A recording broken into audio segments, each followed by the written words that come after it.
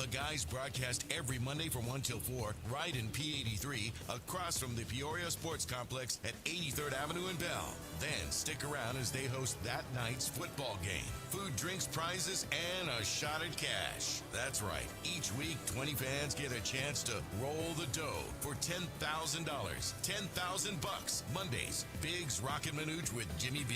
Be there. At Stretch Lab, All right, here we go, guys. Have a good show. It's everyday people moving and feeling their best. Each one-on-one session is customized to you, guided by certified flexologists who help improve mobility, flexibility, and recovery. Whether you're chasing touchdowns or chasing the kids, Stretch Lab keeps you loose, strong, and ready for anything. Stretch your potential today. Find your nearest location at stretchlab.com. KTAR AM Phoenix, Arizona's home for the worldwide leader in sports. You guys ready? Is ESPN Yeah. 620. Oh, okay. Sorry. ASU football. This is the State of the Sun Devils pregame show with Jeremy Schnell, Jesse Morrison, and Damon Allred. Hello and welcome into another edition of the State of the Sun Devils pregame show alongside Damon Allred. I'm Jeremy Schnell. It's the Territorial Cup live from Mountain America Stadium and the Santan Ford Club. What a game this is going to be. But first, we got to talk about what happened earlier today. Utah came in with a chance to still make it to the Big 12 championship game, and they held up their end of the bargain. Took care of business. Yes. That game was really close throughout the whole game. Utah obviously had a chance to ice it at the end of the game on third down with just over 2 minutes to go, and then they delivered a 50-something yard touchdown to seal it at the end. So now what does that mean for ASU, Damon? That means now they got to take care of business first. Yep. And then tomorrow they're going to do some scoreboard watching if they do take care of business. If BYU loses, they are in. Yep. No matter what happens with the Texas Tech game. Yep. But if Texas Tech loses and BYU wins, It's Utah. it's Utah. That's all we need to know. If both teams lose, ASU's BYU in. and Texas Tech, ASU's in. Of course, those games tomorrow, BYU is hosting UCF. Texas Tech is traveling to West Virginia. Those are both like more than 2 touchdown point spreads at this point. Obviously, that's asking a lot from ASU's perspective to get those upset wins. But, hey, you look at last year. They were asking for a lot there at the end of the year at certain points, too. And they got enough to get into the Big 12 title, and they're asking for similar stuff in this case as well. And, you know, like we mentioned, it starts with a big, big Territorial Cup. Maybe the hottest contested one in years, maybe Since ever. 2014. Yeah. Let's talk about that real quick. So ranked number 20 ASU comes in, and ranked 25 Arizona, the first ranked matchup in the college football playoff ranking system since 2014. Both these teams are in the rankings together for the first time since 2014. This is the 99th Territorial Cup, so next year will be the 100th. ASU in the past 40 some odd years Since they both joined the Pac-10. 23 and 1. Yeah. But in the past 10 years, ASU has won 7 out of the last 10. Yeah, so some ASU momentum there for ASU. So ASU has owned this matchup, but I don't think history doesn't matter, Damon. No, it's about Kenny Dillingham's team versus Brent Brennan's team, of course. Yeah, and so Kenny Dillingham 1-1 in his career against Arizona, looking to get over 500 for the first time. Obviously, the first year was that very good Jed Fish coached Arizona team that made it to the Alamo Bowl that year. A lot of the same guys back for this team, and it's why they've been good. And, you know, they just had that 1 year gap in the middle of Brent Brennan trying to get his system implemented and all that. Kenny Dillingham picks up his first Territorial Cup win over Brent Brennan in that season. But, yeah, I mean, the way both of these teams are playing right now, it should be about as good a game as we can remember in recent memory. It's pretty cool to have both teams pretty dang good this year. Arizona's one of the hottest teams in the Big 12, if not the hottest team in the Big 12 coming into this game. Let's talk about the honorary captain today, though, Damon. Cam Scadaboo back in town to be the honorary captain, scooting around the field on his scooter, I'm sure. So that would be cool to see him out on the field, and kind of marks kind of the turn of what this program has become under Kenny Dillingham. Obviously, Cam Scadaboo was electric last season for the Sun Devils, and before he got injured this year was doing really well for the Giants. So to have him in the house today, I think will be pretty cool. Yeah, he, for much of last season, was obviously the heart and soul of that team. He's one of the most vocal guys at practices, and so you expect that if he's going to be coming back, maybe he's going to be firing up some teammates, hopefully, and maybe they can get some extra juice from that. We heard Coach Vince Amy of the defensive line was also going to talk to the team. He's coached on both sides of this matchup, and so he's got all the juice. He also was a teammate of Jake Plummer's back in the 90s, and so he's got a lot of knowledge of that rivalry. But Cam Scadaboo, Vince Amy, ASU should have no problem getting up for this game. Oh, absolutely, and obviously being still mathematically alive for making it to the Big 12 championship game. And it's honestly not even that narrow of a path at this point. I mean, you're it's hoping tougher. for a big upset. It's tougher now that Utah's won. Yeah, because for there's sure. less scenarios, but anything can happen, as we saw last year with how this team made it to the Big 12 championship game. ASU's obviously got to take care of business here today, and we talked about it a little bit. This is Jeff Sims' now 5th start of the season coming in for an injured Sam Levitt. He's been pretty dang good. Obviously, the turnovers have not been what you wanted to see, but that's the Jeff Sims experience. Last week wasn't great performance, but was enough to eke out a victory against Colorado. Yeah, I think he kept it on the rails enough. And I say eke out, it's still their largest deficit of the season in terms of a margin of victory. It was still like a one-possession game in the fourth quarter or so, and Relique Brown really had an incredible game. I don't think that they win that game maybe without the effort that Relique Brown had. Obviously, his 88-yard touchdown kind of broke it wide open, and then you saw Jason Brown and Kanye Udo scored a touchdown. They all got in there at the end, but this game is going to come down to a lot about the turnover margin and whether ASU can take care of the ball. Even Relique Brown had a moment there in that Colorado game where trying to hurdle a defender, he lets the ball slip out, and Colorado is driving there the next possession before obviously the turnover gets back. But it's going to be a game where ASU is going to need to take care of the ball and not put it in harm's way against that defense, which we'll get to later because that Arizona secondary is scary good. Absolutely. The running game is going to be so key in this game, Damon. I can't even tell you enough. But on both sides of the ball, both Arizona and Arizona State run the ball pretty dang well. And we're going to talk about this Arizona defense in the next segment for sure. Let's talk about Jordan Tyson because he makes his return to Mountain America Stadium, possibly his last game here at Mountain America Stadium. Almost certainly, I think it's fair to say. We'll have to see. He's projected to be a top 10 pick in a ton of mock drafts. I would be shocked if he comes back, but again, ASU fans wouldn't mind that, I would think. Obviously, his last game here at Mountain America Stadium was against Texas Tech. They won that game. A pretty inspirational effort from Tyson in that game, despite Obviously, the injury. On the final drive, was able to make that great catch on 4th down as well. Yep. So he's going to be up for this game. Last year was an incredible performance for him in the Territorial Cup, but he got injured in that game, was not able to play in the Big 12 Championship and in the Peach Bowl. So you would think he'd probably be a little excited to have another good game against the Wildcats and stay healthy, stay on the field today. Yeah, he had 8 catches for 143 yards and a touchdown before going down with that collarbone injury in that game. So I'm feeling like he's going to have all sorts of juice. Lots of other guys will also have juice. Obviously, senior night.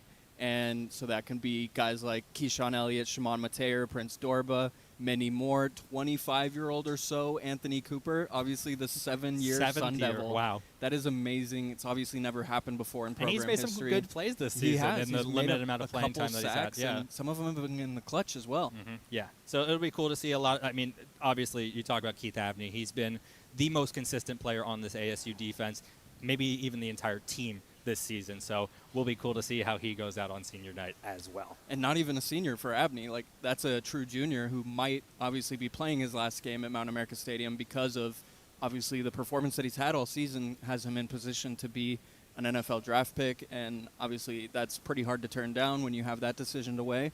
And so really it could be a moment for this fan base to really have that final connective moment with this team.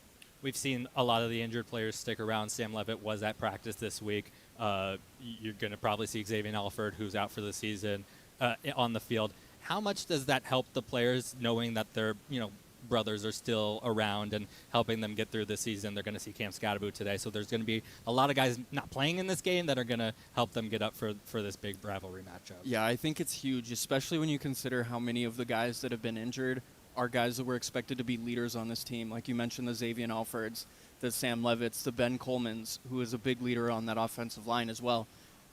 obviously there are still enough leaders around the team to where they can kind of pick up the pieces, but for them to still feel their presence out at practices, Xavier Allred talked about how he told me about really getting Boogie Wilson ready for this role that he's had pretty much all season. He's been great. He stepped into that role perfectly. Yeah, he said that getting him in the right perspective, the right frame of mind for that was all about thinking, no, it's not I'm filling in for Xavier Allred. It's I'm starting my own journey as a safety at Arizona State.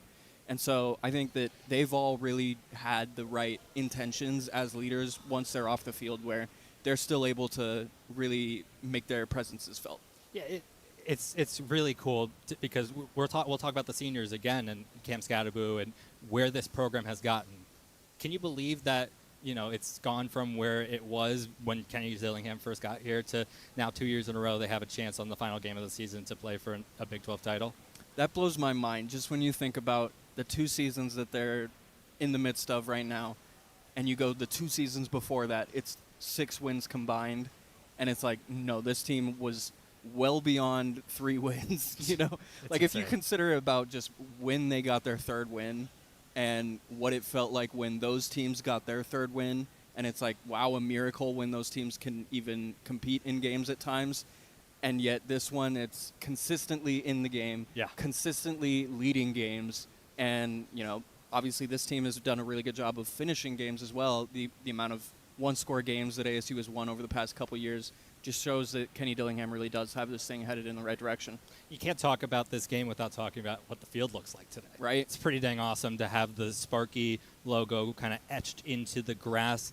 Across the entire 100 yards, You were telling me there might be a little jab at Arizona. Can you explain that to me? Yeah, so this may be a reach on my part, but back in the mid-20th century or so when this rivalry was starting to really heat up, obviously ASU was becoming a fully fledged university, and they did so with a Prop 200, which passed with a 2-to-1 ratio.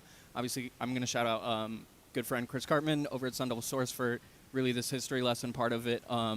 For sure, to think about what ASU used to be as like not even a full university, and then where Arizona was trying their hardest to stop it from happening with that No 200 initiative that they had, and then it passes. And obviously ASU is, as you mentioned, has done pretty well in the rivalry since then, and maybe this etching on the field is a little bit of a nod to that etching on the field back in the past. Interesting. All right, we're going to take a quick break. When we come back, we're going to get a little bit into depth about what we're expecting to see in this matchup. It's the State of the Sun Devils pregame show, live on ESPN 620 and the Arizona Sports app. $5,000. That's the average amount of money people in the U.S. are now spending on gas in a year. $5,000. That's crazy. If you drive, you have to download Upside, the free app. Back every time you get gas. That's right, you can earn real cash back with Upside just by buying the gas you're already buying. You can literally start earning cash back today. I use Upside every time I fill up, and I've already made around $300. You're putting gas in your car anyway. Why not get real cash back? If you like free money, download Upside. I'm saving the cash I earn from using Upside to help pay for a vacation later this year. Download the free Upside app now to earn cash back every time you buy gas. Use promo code POWER to get an extra 25 cents per gallon on your first tank. You can cash out anytime right to your bank, PayPal, or a gift card for Amazon and other brands. Just download the free Upside app and use promo code POWER for a 25 cents per gallon bonus on your first tank. That's code POWER for a 25 cents per gallon bonus. Cardinals fans, football is back. And hey, Colby down there in Coach's office. Yep. You got me? Yes, sir. Sound okay? Yeah, you sound great. Do I sound good? Yeah, sounds good, man. Okay, sounds good to me. All right, I'm going to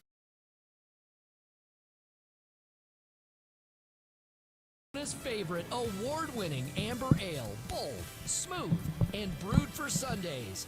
This season, lift your game with Kilt Lifter. This is the story of the one. As a custodial supervisor at a high school, he knows that during cold and flu season, germs spread fast. It's why he partners with Grainger to stay fully stocked on the products and supplies he needs, from tissues to disinfectants to floor scrubbers. All so that he can help students, staff, and teachers stay healthy and focused. Call 1-800-GRAINGER, click Grainger.com, or just stop by. Grainger, for the ones who get it done. Tired of hearing scary radio ads about the IRS? Tax Relief Advocates is different. TRA is here to tell you that if you owe money to the IRS, whether it's $5,000 or $500,000, we have a solution. TRA can eliminate or reduce what you owe to the IRS with zero risk to you. We have over 1,000 5-star reviews on Google and an A+ with a BBB. End your tax nightmare today by visiting TRA.com or call 800-275-1728. That's 800-275-1728. Chevy trucks are known for their legendary dependability and capability. And right now is the right time to find your next Chevy truck or an award-winning SUV during the Valley Chevy Black Friday event. It's time to work hard and play hard in a Chevy Colorado. It's time to get in a go-getter like a Trax that gives you more. It's time to check out the Traverse and Equinox. It's time to see the Chevy EV lineup. Find your next Chevy during the Black Friday event going on now at any of the 13 Valley Chevy dealers. Yo, I'm your old basketball. Haven't seen you out on the courts in a while. Why not pass me over to Goodwill? Donating me helps Goodwill's mission to provide career training and right here in the community. And that 45 seconds. Today. Hey, I got next. To find your nearest Goodwill locations and to learn more about our mission, please visit goodwill.org. Goodwill, where your things start new lives. The Arthritis Foundation's Jingle Bell Run raises money for life-changing research and resources. Whether you walk, run, or just cheer others on, you'll be supporting the nearly 60 million people in the U.S. with arthritis at the best holiday fun run ever. Put on your favorite holiday costume and come on out to make new friends. Registered participants get a special t-shirt and medal. Sign up today at JBR. Here we go. And get jingling. That's jbr.org.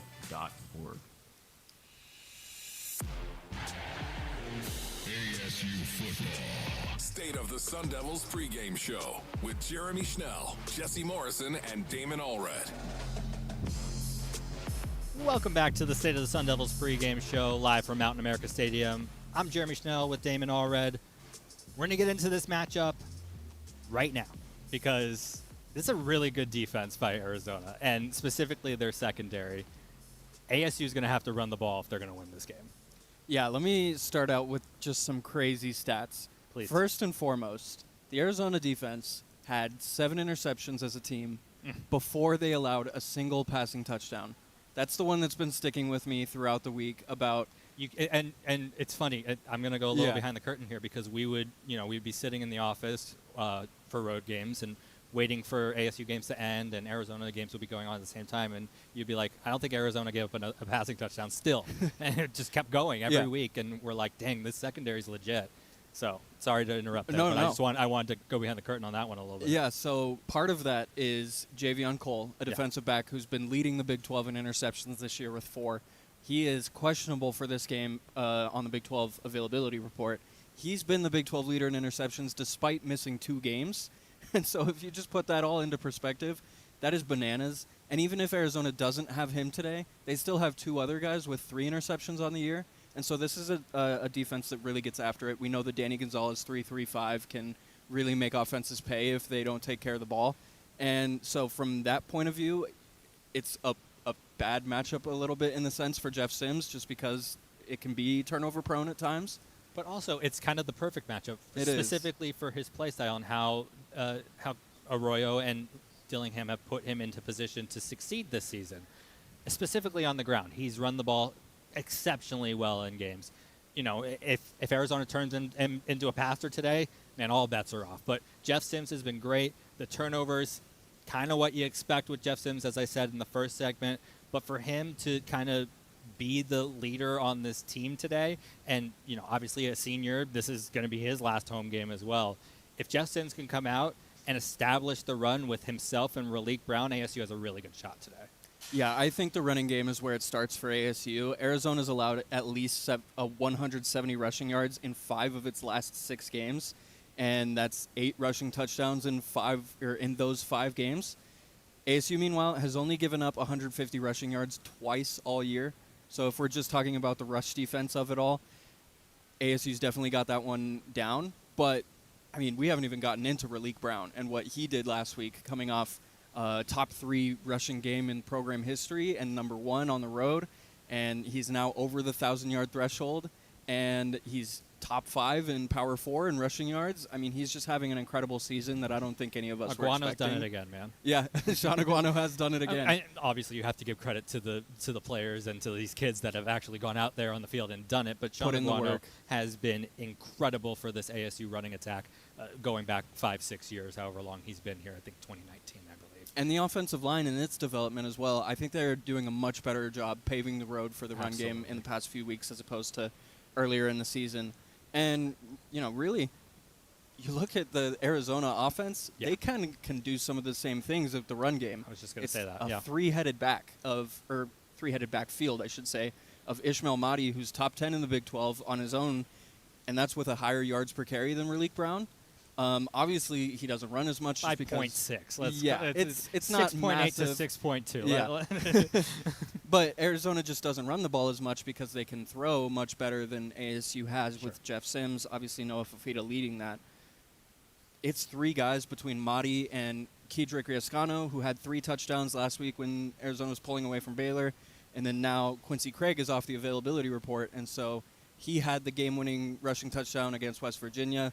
So they've really got all 3 difference makers going now, and so it'll be something to keep track of, whether ASU needs to defend kind of the more quicker game with Mahdi or the thunderous with Kedrick and that sort. And like you were saying, Fafita is really good at finding his receivers and, scrambling to pass, as you were telling me before we got on here. And he has 2 receivers that have combined for over 1,000 yards this season and 8 touchdowns. So, ASU's secondary is good, but they're going to have to watch out for the passing attack of Noah Fafita.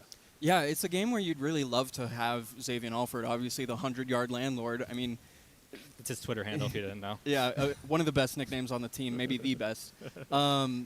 He would just be such a big addition to have in a game like this. But obviously, guys like Boogie Wilson, Keith Abney, Javen Robinson even has come along more in recent weeks than earlier in the season. And so I think that secondary should feel pretty good about itself, especially the way you have Rouser playing the run right now. I mean, when it's Rouser, you feel pretty good about the run all the time, right? Yes, exactly. For this team to come out and, obviously come out with a win today, Arizona has been playing one of the best teams in the Big 12 right now, and if not the best. They're the hottest team in the Big 12, you could say. But if ASU wants to come out with a win, they need to feed off of the energy of their rushing attack and then also stop the run. I think that's what that's the consensus we've come to during the segment, is it not, Damon? Yeah, I mean, it feels like the identity of ASU at this point is just run the ball and stop the run. And Kenny Dillingham, it feels like, says it every week. But, I mean, no times is it more true than in a rivalry game where things can be out of wonk or can be wonky, and you need the things that you can count on to be there, like the run game for ASU and the run defense for ASU. Special teams was better last week. Was better against Colorado, and it's been consistently getting better. Under Jack Nudo. Yeah. Obviously, we hope the best for Brian Ward, Charlie Regal. But for this team to win in the margins and continue to, have success on special teams, that's huge. And we saw it early in the season. They were getting away with a lot. Yeah, flipping the field is going to be a major factor in this one, especially when you're expecting a closer game. I mean, the amount of close games ASU has had, I think it would be insane to not expect another one just when it's a rivalry game, number one. Arizona's obviously as evenly matched with ASU as they have been in years and things like that. And so from that standpoint, yeah, it's going to be huge being able to flip the field. I think the one complaint that you have with last week's special teams performance, if anything, obviously was very sound compared to recent weeks, is just the Kenyon Floyd punting was maybe not as... He could throw the ball pretty well. That's true. I mean, when Kenyon Floyd's not punting it, he's probably throwing it, and so that can help ASU at times too. And he's a holder as well. Yeah. As far as the trick plays go this week, though, we were told by Marcus Arroyo, maybe don't expect too many. We remember the one that they tried last week. That's what they want everyone to think about. It is what they want everyone to think. Obviously, last week there was the screen pass to Tyson where Tyson then throws toward the end zone and just overthrew Shimon Mateer. Me and you had the adrenaline going. We had been on the field like the past 3-4 weeks or however long Tyson was out, and he's been QB3. He was throwing dimes out there to his teammates, helping them warm up for games. And I was like, once he dropped back to pass, I'm like, oh, this is a touchdown. Yeah. And he overthrew it. He got too excited. Yeah, it was definitely the adrenaline. That's what Arroyo said as well. But I mean, I think that if you're just sound in the special teams and you get maybe one downed inside the 20 from Floyd, perhaps, or one trick play, perhaps, that you're in a good shape. Obviously, the juice of Scattaboo being in the building, the juice of senior night, the juice of Big 12 title still on the line, all of these things going in ASU's favor. When I was indicating earlier in the week that maybe their magic was running out, these are a lot of reasons why they might still have that going. Quickly, Damon, I want to touch on Jordan Tyson also about him in the receiving game. And is there a way to get him involved today while obviously not taking too many chances against this really good secondary? I think that there are some easy ones to get, of course, but the 3-3-5 defense kind of harps on taking away the easy stuff, and so that's going to be tough from that standpoint. Obviously, we saw what an impact Tyson could have just from a decoy perspective with the gravity that he had, obviously opening the Derek Eusebio touchdown last week, for example, and so it might be another game just like that where Tyson is causing problems for the defense in other ways. Less than a minute left. Let's get to our predictions. What do you think happens today? I know what you said was going to happen earlier this week. If you want to go on Arizona Sports, all of our social channels, we made a video about who's going to win. Have you changed your mind? Yeah, I think I am going to go away from that prediction just because of everything I'm mentioning about. Contradicting predictions so you can be right no matter what. Yeah, there we go. It's 4D chess. And, just really everything that's going in their favor as far as those things that they're still in play for, I think that they're going to exert themselves enough to be able to win this game. I think ASU wins this one, and I said it the other day. I'm going to stick to my guns. I said ASU is going to win. I still think they're going to win 30-21.